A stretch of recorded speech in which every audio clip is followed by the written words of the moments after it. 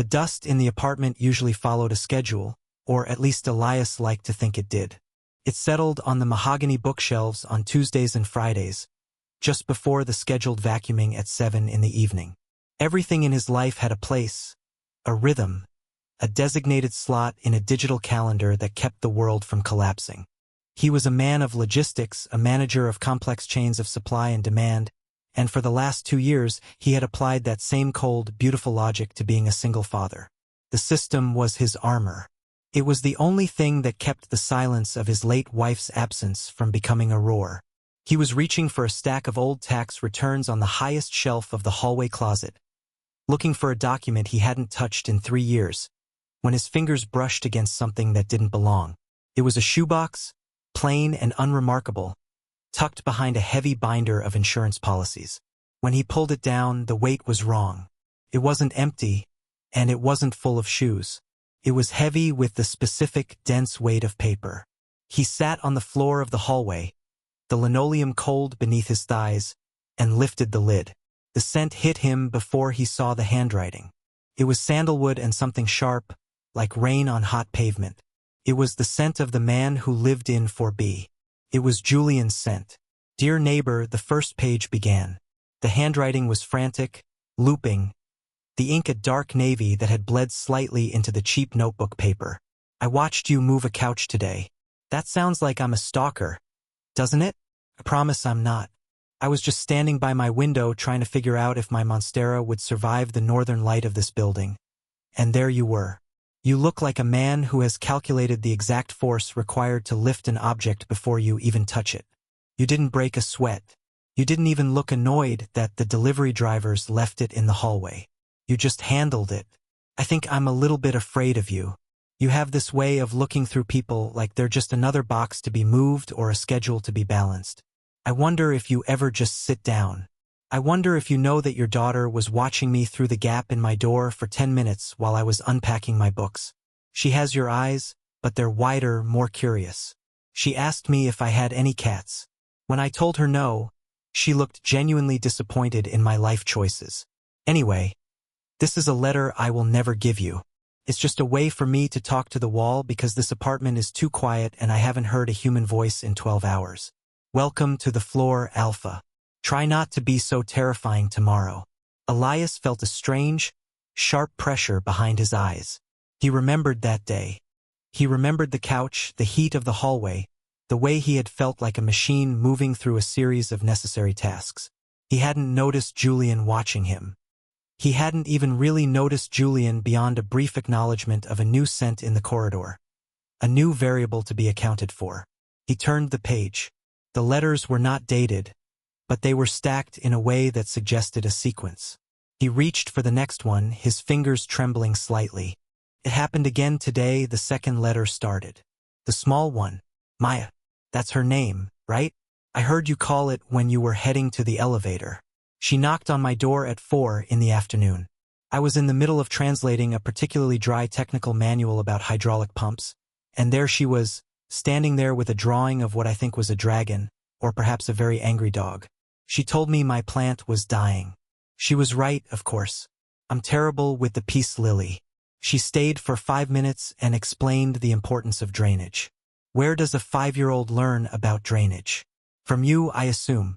You were standing in the hallway looking for her, and for a second, our eyes met. You looked at me like I was a potential security breach. I wanted to tell you that I'm harmless. I wanted to tell you that I liked the way your tie was slightly crooked, the only thing out of place on your entire person. I didn't say anything. I just retreated back into my fortress of half-unpacked boxes. You're so still, Elias. Even when you're moving, you're still. It's unnerving. It makes me want to make a loud noise just to see if you'll flinch. I won't, though. I'll just write it here and keep my silence. Elias shifted his weight. The hallway light flickered, a rhythmic hum that usually annoyed him, but now it felt like a heartbeat. He could see it so clearly now, the way Julian had looked back then. Guarded. Soft around the edges in a way that Elias had found inefficient. He had categorized Julian as a distraction, a person who lived in the messy, unquantifiable world of art and language, someone who didn't understand the necessity of a rigid schedule. He hadn't realized that while he was categorizing Julian, Julian was dismantling him. There are 41 letters in the box. Elias counted them with the same mechanical precision he used for inventory reports, but his heart was doing something irregular, something that defied his system. He picked up a third letter. This one was written on a napkin, the edges frayed. The nanny didn't show up. I heard you through the wall. I shouldn't have been listening, but the walls in this building are thinner than our leases suggest. I heard the way your voice didn't change, even though I could hear the panic in the way you were pacing. You were talking to someone on the phone. A sister? You were asking for help and getting a no. I almost knocked then. I almost walked over and said I'll watch her. I'm right here. I'm literally doing nothing but looking at words all day. But I didn't. I was afraid you'd think I was overstepping. I'm an Omega living alone, and you're an Alpha who looks like he's made of granite. The physics of it didn't make sense. So I sat on my floor and listened to you try to figure out how to be in two places at once. I'm sorry I didn't knock.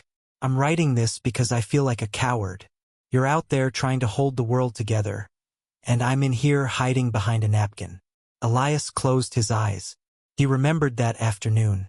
The nanny's mother had been rushed to the hospital, and his sister was in Chicago for a conference. He had a meeting with the regional directors that he couldn't miss.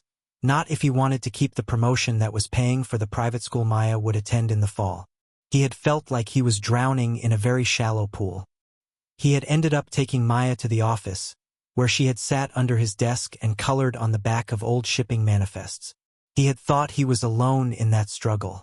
He hadn't known someone was on the other side of the wall, hurting for him. He reached for the next letter and the next. The narrative began to shift. The letters became longer, the handwriting more relaxed. They tracked the day he finally broke and sent that text. The day the system failed so spectacularly that he had no choice but to reach out to the neighbor whose number he had saved only for emergencies. You texted me. I have the message saved, but I'm writing it here too because I want to remember how it felt to see your name on my screen. Julian, this is Elias from next door. I have a situation. Can you watch Maya for an hour? I will owe you. I didn't even finish reading before I was at the door. You looked human.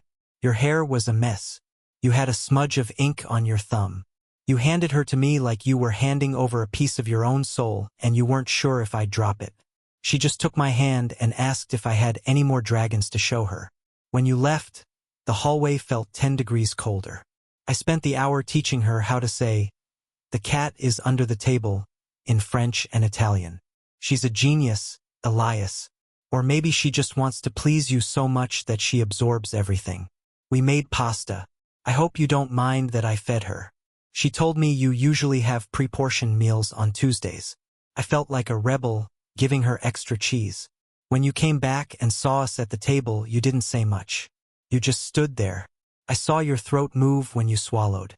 You looked at the kitchen, at the mess of flour on the counter, and for a second, I thought you were going to yell. But you didn't. You just said, "Thank you, Julian." You said my name. I think I forgot how to breathe for a few seconds. You have a very deep voice. Sounds like wood smoke. Elias let out a breath he hadn't realized he was holding. He remembered the smell of that pasta. He remembered coming home from a meeting where he had been grilled for 40 minutes about shipping delays in the Pacific Northwest, feeling like his brain was made of lead, and walking into Julian's apartment. It had been warm. The air had been thick with the scent of garlic and Julian's sandalwood. It had been a direct contradiction to the cold, sterile environment of his own home. He had felt a sudden, violent urge to stay there, to sit at that messy table and let someone else decide what happened next. But he hadn't.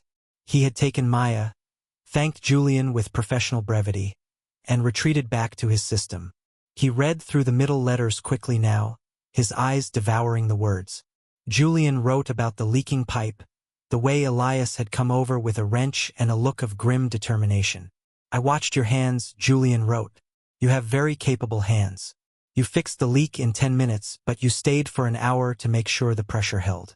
You didn't talk much, but you listened to me ramble about the book I'm translating.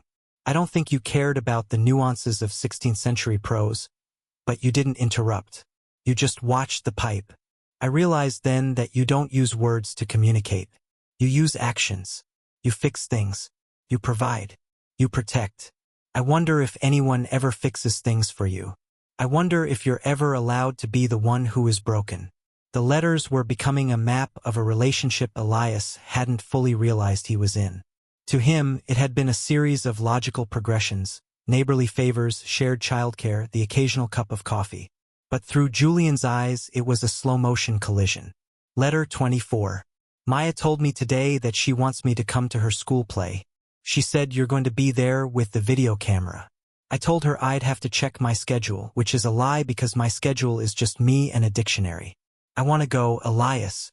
I want to sit next to you in those tiny plastic chairs and pretend, just for an hour, that we're a we. But I'm terrified. You're so careful with the boundaries you've built. Every time I think I've found a crack, you patch it up with a new schedule or a polite, have a good evening. I'm falling in love with a man who is a fortress. I'm writing this while looking at the wall between our bedrooms. I wonder if you're asleep. I wonder if you dream in spreadsheets. I hope you dream of me just once, even if it's just me messing up your filing system. Elias felt a sharp, rhythmic thudding against his sternum. He had dreamt of Julian. He had dreamt of that sandalwood scent filling his lungs until he couldn't breathe. He had woken up in the middle of the night, drenched in sweat, his alpha instincts screaming at him to cross the hallway, to break down the door, to claim the man who had become the silent heartbeat of his household. But he had suppressed it. He had told himself it was just stress, just the proximity of another person after years of isolation. He had tightened the system. He had added more tasks to his day. He had become even more efficient, even more distant. He reached the letters from the 7th month. The tone changed here. They became shorter, more breathless. The ink was often smudged, as if Julian's hands had been shaking. I went to the doctor today. I didn't tell you. Why would I? We aren't that, are we? We're just neighbors who share a daughter's affections. But the test was positive. I'm pregnant, Elias. And I know the math. I know it was that night in November when the power went out and the heat failed and we ended up huddled together on your sofa because Maya was scared of the dark. We didn't even really talk. We just happened. It was the only time your system broke, and it was the most beautiful thing I've ever seen. You were so soft that night. Your hands weren't fixing anything. They were just holding me. I thought maybe when the sun came up, everything would change. But the next morning you were back to your schedules and your ties and your polite distances. You treated it like a lapse in judgment. You treated me like a variable you couldn't account for. So I haven't told you. I'm sitting here looking at the little plastic stick and I'm terrified. Not of the baby. I already love the baby.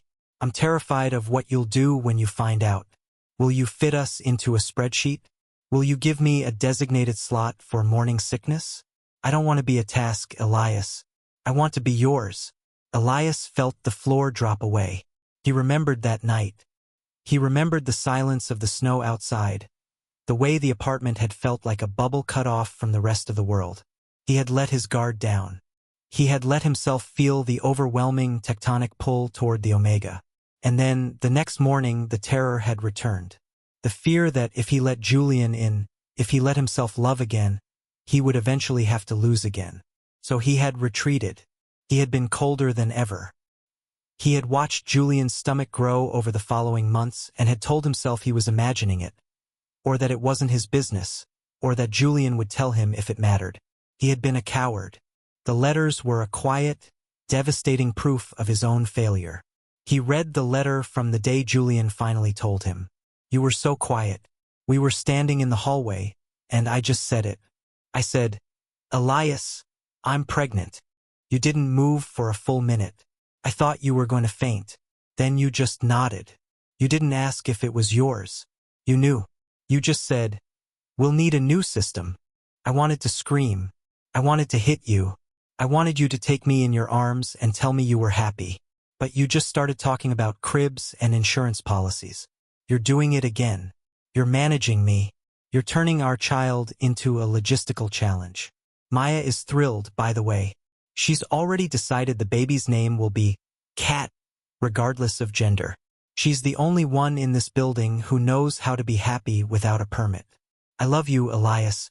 I'm writing it here because if I say it to your face, I'm afraid you'll just check your watch and tell me you have a meeting at 8.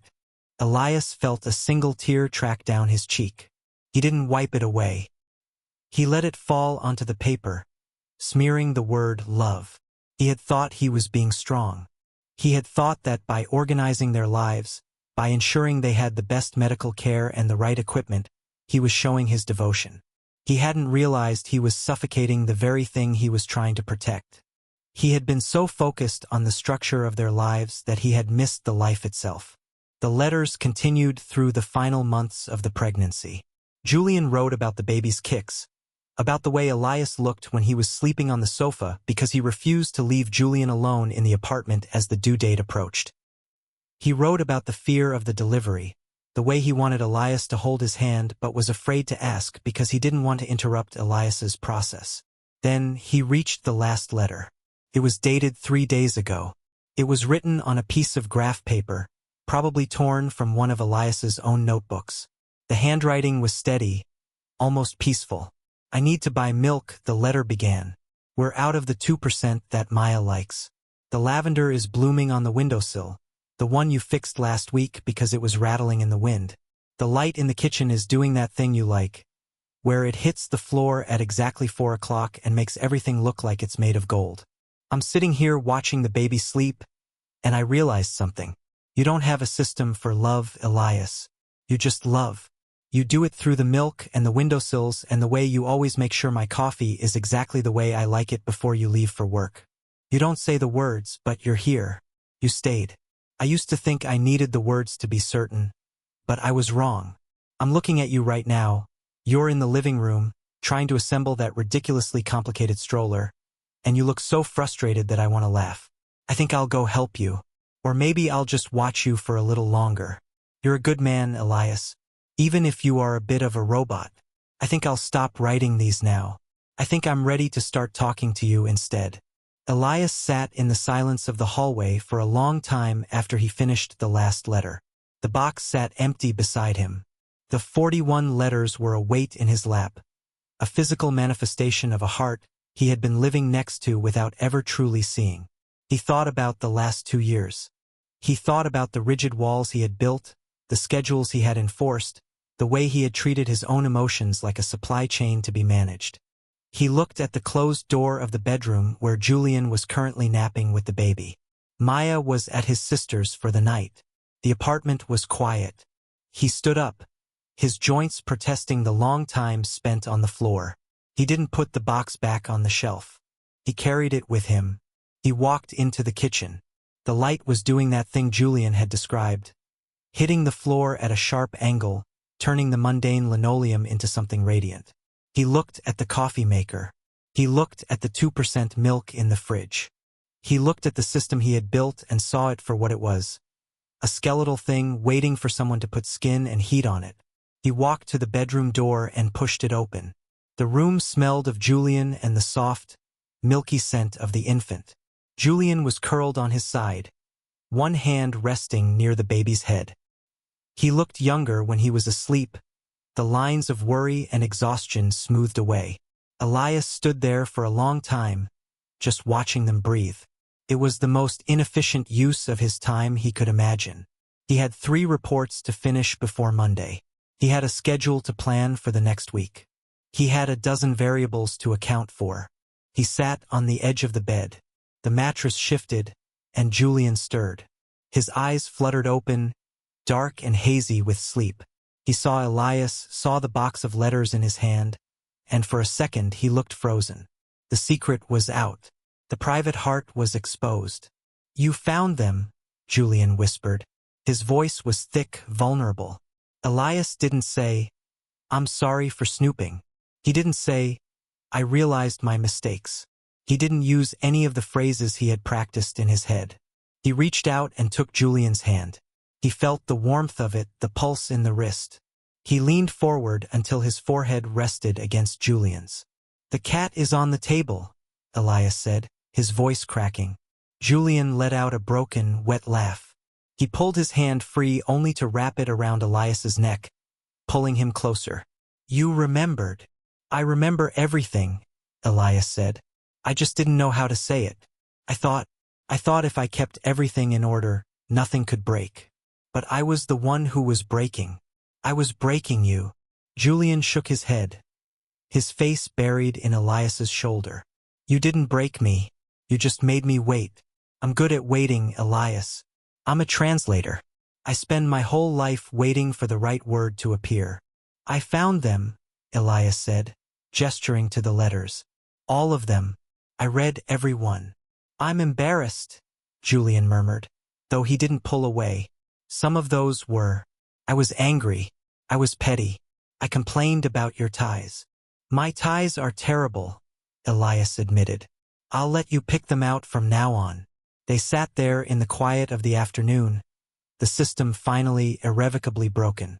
The baby shifted in the bassinet, letting out a small, soft huff of air. Outside, the city continued its loud, chaotic business, but inside the room, there was only the sound of two people finally occupying the same space at the same time. Elias, Julian asked after a long silence. Yes. What happens to the system now? Elias looked at the shoebox, then back at Julian. He thought about the spreadsheets, the calendars, the pre-portioned meals. He thought about the way he had lived his life as if he were trying to win a war against entropy. We keep the parts that work, Elias said softly, and we throw away the parts that keep us from talking. I think we need a new variable. What's that? Spontaneity, Elias said, the word feeling strange and heavy on his tongue. And maybe a cat. Maya was very insistent about the cat. Julian laughed, a real, bright sound that filled the corners of the room. He reached up and traced the line of Elias's jaw. A cat. I think I can work with that. Elias leaned down and kissed him. It wasn't a logical kiss. It wasn't scheduled.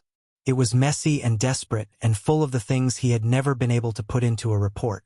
It was the sound of a man finding his way home after a very long time in the cold. When he pulled back, he looked at Julian, really looked at him without the filters of logistics or management. He saw the fatigue, yes, but he also saw the fierce, unyielding love that had been there all along, hidden in the gaps between the letters. I love you, Julian, Elias said. The words felt like they were being carved out of him, sharp and permanent. I'm saying it now.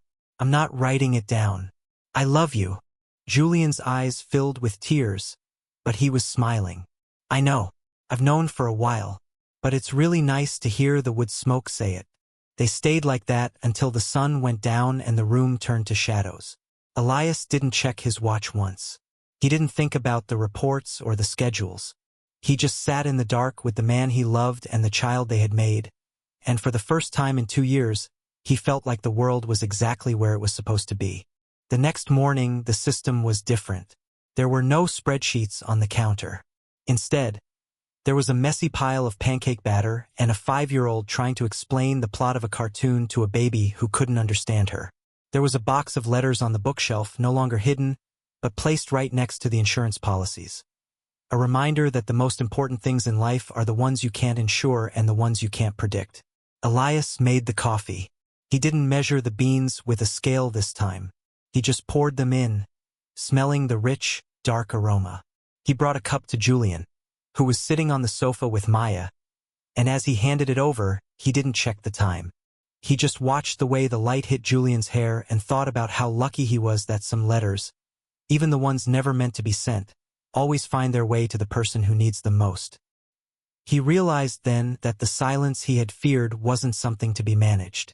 It was a space to be filled, and as he sat down next to his family, he knew that he would spend the rest of his life filling it, one unscripted, unmanaged, beautiful moment at a time. The letters had done their job. They had bridged the gap between the man he was and the man he wanted to be. And as he looked at Julian, he knew that the conversation was only just beginning. 41 letters. 41 moments where Julian had reached out into the dark. Elias reached out now in the light and took Julian's hand. He didn't let go. He wouldn't let go. The system was gone, but the foundation was finally solid. They were no longer neighbors living side by side. They were a single, complicated, messy life, And as the baby began to cry, demanding attention, Elias didn't reach for a schedule. He just reached for his son. The world was loud, and it was chaotic, and it was completely out of his control. And for the first time in his life, Elias was perfectly fine with that. He watched Julian soothe the baby, watched Maya dance around the living room, and he felt a quiet, devastating joy.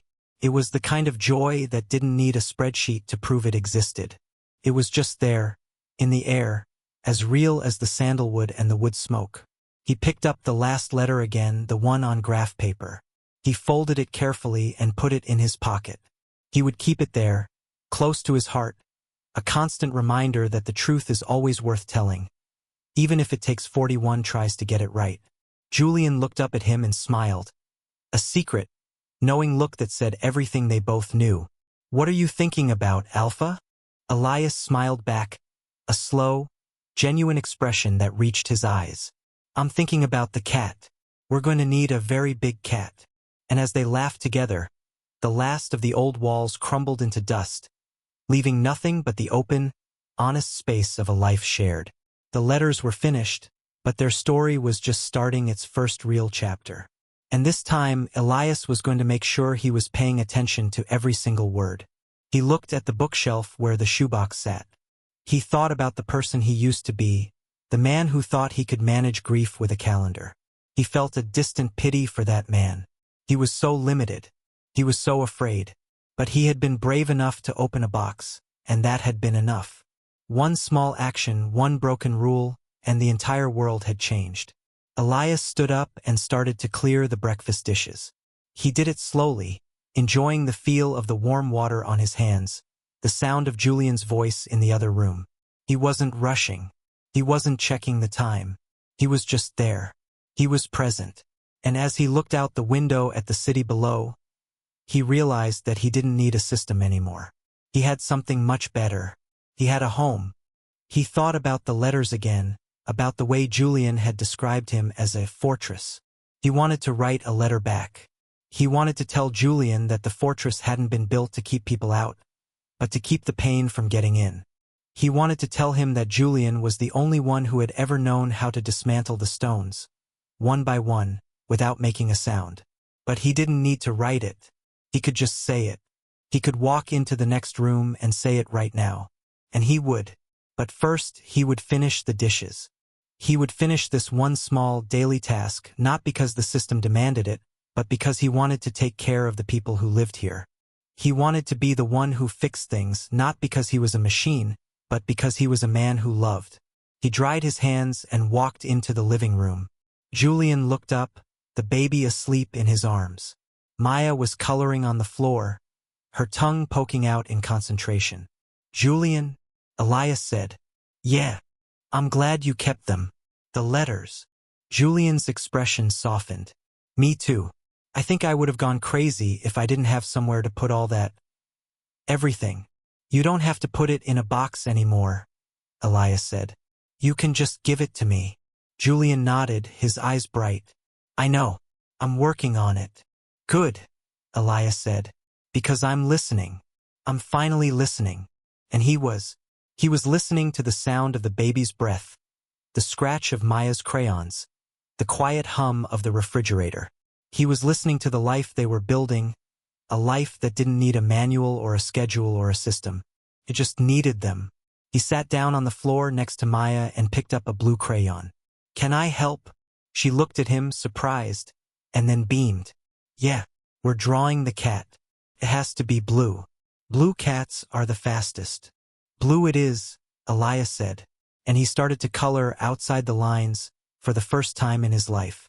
Julian watched them, his heart full, and he knew that the letters had finally reached their destination. They were no longer unsent. They were lived, and that was better than any word on a page could ever be. The shoebox sat on the shelf, a quiet witness to the transformation. It was no longer a box of secrets. It was a box of history. It was the foundation of everything that came next. And as the afternoon light faded into evening, the apartment was filled not with the silence of a system, but with the beautiful, messy noise of a family. Elias looked at Julian and the Omega looked back, and in that look there were no variables. There was only the truth. The long, slow-burn truth of two people who had found each other in the dark and decided to stay. 41. Elias whispered to himself. What was that? Julian asked. Nothing, Elias said, smiling. Just counting my blessings. And for the first time, he didn't need a spreadsheet to know that the number was infinite. He thought about the future, about the years ahead. There would be more challenges, more moments where the world felt chaotic. There would be days when the baby wouldn't stop crying and days when the work was too much. But he wasn't afraid. He had a new system now. It was a system built on honesty, on the unsaid finally being said, on the courage to be vulnerable. He looked at the graph paper in his pocket. He would keep it there forever. It was his map. It was his reminder that the most ordinary things, milk, lavender, the light on the floor, are the things that matter most. Elias! Julian called from the kitchen, where he was starting to look for a snack. Do we have any of those crackers Maya likes? Top shelf, behind the flour. Elias called back without hesitation. He knew where everything was. Not because of a list, but because he was paying attention. He was finally truly home. And as he sat on the floor with his daughter, coloring a blue cat, he realized that the loudest thing in the world isn't a roar or a crash. It's the sound of a heart finally being heard. It's the sound of 41 letters being answered by a single, quiet, I love you. He felt a peace he had never known. It was deeper than the satisfaction of a well-organized logistics chain. It was the peace of being known, of being seen, of being loved for exactly who he was, stiff ties, spreadsheets, and all. He looked at Julian, who was now munching on a cracker and looking at him with so much warmth it felt like a physical weight. You're doing it again, Julian said. Doing what? Thinking too much. I can see the gears turning. Elias laughed and put down the crayon. I'm not thinking. I'm just being. Is that allowed? It's highly encouraged, Julian said, walking over and sitting down next to him, leaning his head on Elias's shoulder. In fact, I think it should be the new rule number 1. Rule number 1, Elias repeated. I think I can manage that. And as they sat there together, surrounded by the mess and the noise and the love, Elias knew that he had finally found the one thing his system could never provide. A reason to let go. He was no longer the alpha who managed. He was the alpha who belonged. And as he closed his eyes and breathed in the scent of sandalwood and blue crayons, he knew that he would never be lost again. The letters had brought him home, and he was never, ever leaving. He reached out and pulled Julian closer, the movement natural and easy. There was no hesitation now, no calculation, just the simple, beautiful reality of being alive and being loved. And in the quiet of the hallway, the shoebox sat, its work finally done. The letters were no longer just ink on paper. They were the breath in their lungs, the heat in their skin, the very fabric of their lives. They were the things that were never meant to be said, finally being lived. And that was more than enough. Elias felt a sense of completion, a closing of a circle that had been broken for far too long. He looked at Maya, who was now trying to draw a hat on the blue cat, and he felt a surge of gratitude for the neighbor who had knocked on his door and the daughter who had insisted he was interesting. He was a lucky man. He was a man who had been given a second chance to get the logistics of the heart right, and he wasn't going to waste a single second of it. He looked at Julian one last time before the baby woke up again, and in the Omega's eyes, he saw the reflection of a man who was no longer afraid of the variables. He saw a man who was ready for whatever came next, as long as they faced it together. 42. Elias whispered. What? Julian asked, looking up. The next letter, Elias said. I'm going to write it to you, and I'm actually going to give it to you. Julian's smile was the brightest thing Elias had ever seen. I'd like that. I'd really like that. And as the sun finally set, casting long golden shadows across the room, Elias knew that the first word of that letter would be, thank you. Thank you for the letters. Thank you for the waiting. Thank you for the blue cat. But mostly, thank you for not giving up on a man who had forgotten how to speak the language of the heart. The system was dead. Long live the life. Elias took a deep breath, the scent of his family filling his soul, and he knew that, for the first time in his entire life, he was exactly where he was supposed to be. No spreadsheets required. No schedules needed. Just this. Just them. Just now. And that was the truest thing he had ever known. He thought about the letters again, how they had been his guide through the labyrinth of Julian's heart. He realized that every person is a labyrinth, a complex map of secrets and desires and fears, and the only way to navigate it isn't with logic or force, but with patience and the willingness to listen to the things that aren't being said. He would be a better navigator from now on. He would pay attention to the smudges on the paper, the hesitations in the voice, the way the light hit the floor. He would learn the language of the unsaid, and he would speak it back with every action, every cup of coffee, every crooked tie. He was no longer just a manager of logistics. He was a curator of moments, and he was going to make sure that every moment they had left was treated with the same care and attention as those 41 letters. Julian reached out and squeezed his hand, as if he could read his thoughts. "You're doing it again, Elias." "I know," Elias said, leaning in to kiss his temple. "But this time, I'm thinking about how much I love you, and I think that's a variable worth calculating." Julian laughed, and the sound was like music, the only melody Elias ever wanted to hear. "Okay, Alpha, you win. That's a very good variable." And as they sat there, two souls finally in sync, the world outside faded away, leaving only the warmth of the room and the promise of a future that was no longer a plan, but a reality.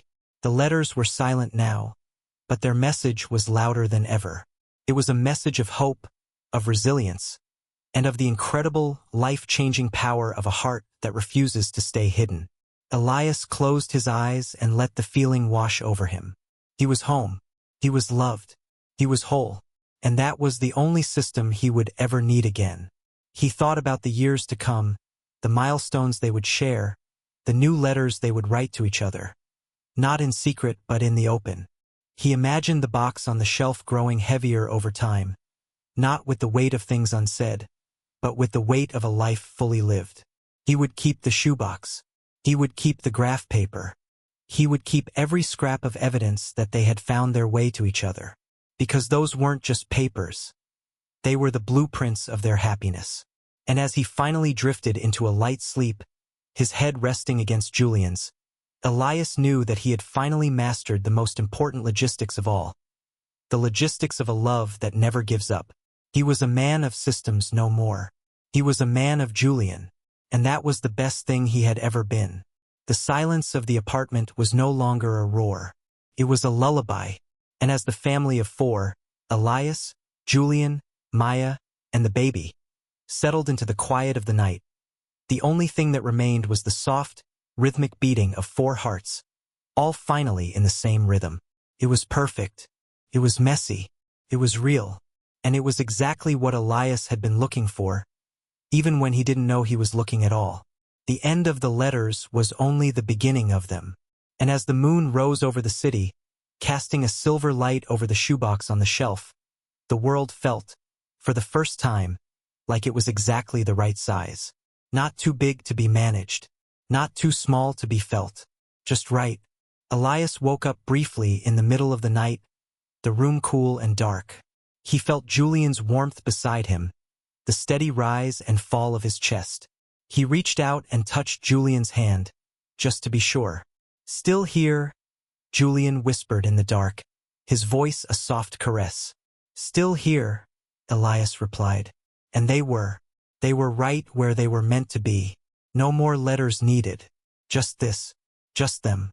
Forever. Elias closed his eyes again. A deep, profound sense of peace settling over him. He didn't need to plan for tomorrow. Tomorrow would come, and they would face it together, with all its variables and its chaos and its beauty. He was ready. For the first time in his life, he was truly, completely ready. And as he fell back into a deep, dreamless sleep, he knew that the system had finally been replaced by something much more powerful. A life that didn't need to be managed, because it was already full. Full of love. Full of Julian. Full of everything. The letters were gone. But the words remained. etched into the very soul of the man who had finally learned how to read them. And that was the greatest gift of all. He thought of one last thing before he slept. He thought of the word variable. He had always hated that word. It meant uncertainty. It meant risk. But now, as he held Julian's hand, he realized that the best things in life are the variables. They are the things you don't see coming. They are the neighbors who knock on your door. They are the letters in the shoebox. They are the love you didn't know you were missing. And as he finally succumbed to sleep, Elias smiled. He was a man who loved a variable, and he wouldn't have it any other way. The apartment was quiet, but it wasn't empty. It was full of the ghosts of the letters and the promise of the future. And in the center of it all, for people slept, their lives finally, beautifully, inextricably intertwined. 41 letters. One life. It was a fair trade. In the morning, Elias would wake up and make the coffee. He would burn the toast and Maya would complain and the baby would cry. And he would love every single second of it. Because that was the system now. And it was the only one that mattered. He felt the graph paper in his pocket one last time. A small, sharp reminder of the truth. "I'm here," he whispered into the dark. "I know," the dark whispered back. And that was enough. That was more than enough. It was everything. And as the first light of dawn began to creep over the horizon, Elias knew that the day would be perfect. Not because he had planned it, but because he was going to live it. With Julian. With Maya. With the baby. With love. The letters were a memory. The life was the reality. And the reality was beautiful. Elias breathed out, a long, slow release of 2 years of tension, and finally, truly, let go. The system was over. The love had won. And that was the only ending that mattered. But it wasn't an ending. It was a beginning. A new story, written not on paper, but in the hearts of the people who lived it. A story that would never be put in a box. A story that would never be unsent. A story that was just getting started. And as Elias slept, he dreamed not of spreadsheets, but of blue cats and sandalwood and the man who had saved him with 41 letters he never meant to send. It was the best dream he had ever had. And the best part was he didn't have to wake up to leave it behind. He was already there. He was home. He was whole. He was Elias. And he was loved. And that was all that mattered. In the quiet of the room, the shoebox seemed to glow in the moonlight, a silent monument to the power of the written word. It had done its job. It had brought 2 souls together. It had mended a broken man. And now it could rest, just like Elias, just like Julian, just like the love that had finally found its way home. The letters were finished. The story was alive. And it was beautiful.